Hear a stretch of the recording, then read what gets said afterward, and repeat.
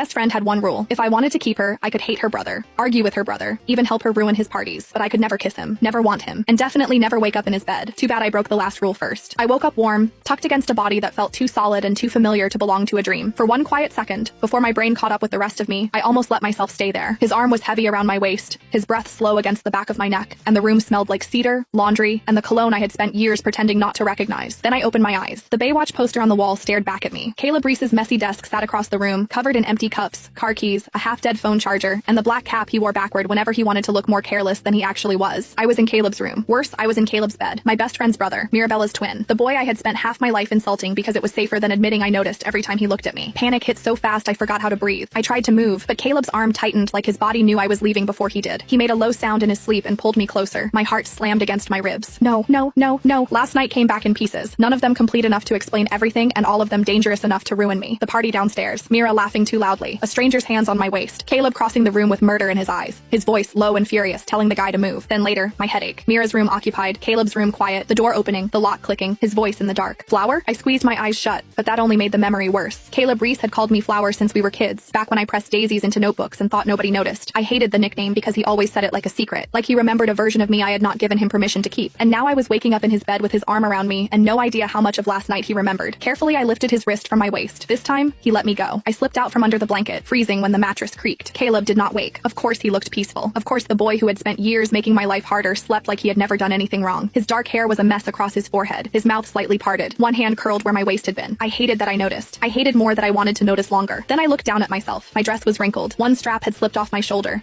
My lipstick was ruined. My knees were faintly bruised from a memory I was not ready to examine, and one of my earrings was missing. That was bad. The mark just below my collarbone was worse. I touched it with 2 fingers, and my stomach dropped. A dark bruise bloomed there, half hidden by the neckline of my dress. Not from a fall, not from the party crowd, not from anything I could explain if Mira saw it. Caleb had left evidence. The worst part was that some small, traitorous part of me did not hate it. I grabbed my heels from the floor and tiptoed toward the door, stepping over a red cup, someone's jacket, and a phone that definitely did not belong to Caleb. The hallway outside looked like a crime scene after a frat party. Crushed cans, glitter, tissues, somebody's broken sunglasses, and a smell I refused to identify. I made it to the bathroom and locked myself inside. The mirror was worse than the room. My hair was tangled. My eyeliner had smudged into soft shadows under my eyes. My lips looked swollen in a way that made heat crawl up my neck. I turned on the faucet just to cover the sound of my breathing and tried to fix myself with shaking hands. Bailey? Mira's voice came from the other side of the door. My heart jumped into my throat. Are you in there? I yanked my hair over my shoulder, hiding the mark near my collarbone. Yeah, I called too quickly. Almost done. Everyone left, she groaned, and I need to pee before I die. I opened the door with what I hoped was a normal face. Mira leaned against the wall in last night's dress, arms crossed, mascara smudged, looking like a girl who had survived her own bad decisions and was ready to judge mine. Her eyes narrowed. You look